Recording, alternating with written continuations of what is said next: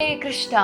तो क्या करें जब कोई हमारा बार बार अपमान करे, और बाहर तो छोड़ो, जब घर वाले ही अपने ही हमारा जब अपमान करने लगे तो क्या करें। देखिए, अपमान कौन करता है और अपमान किसका हो रहा है। तो अभी हमें सबसे ज़्यादा दुख ये होता है कि घर में ही हमारा अपमान हो रहा है। बाहर की चीज़ें तो हम सहन कर जाते हैं, जहाँ देखते हैं कोई हमसे बलशाली है तो हम उससे निगाह ही नहीं मिलाते, उससे मतलब ही नहीं रखेंगे। लेकिन घर के लोगों से आप मतलब कैसे रखना बंद कर दोगे। तो वहाँ हमारा अपमान होता है, तो बाहर तो एक बार घूंट पी जाएंगे लेकिन घर में नहीं पी पाते, घर की चीज़ों को सहन नहीं कर पाते।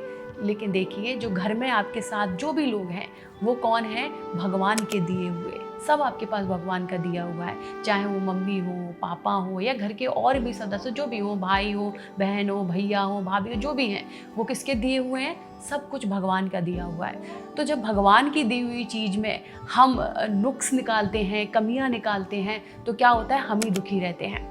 तो हमारा अपमान नहीं होता। हमसे जब कोई बात कोई बोले तो हमें उस पर ध्यान ये देना चाहिए, क्या ये जो बोल रहा है ये बात ठीक है।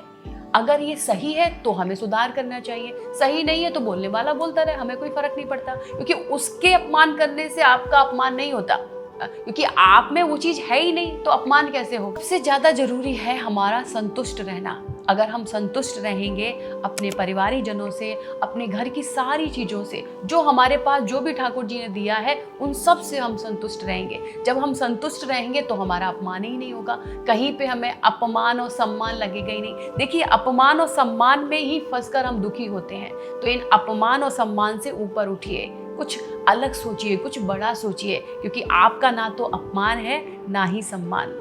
हरे कृष्णा।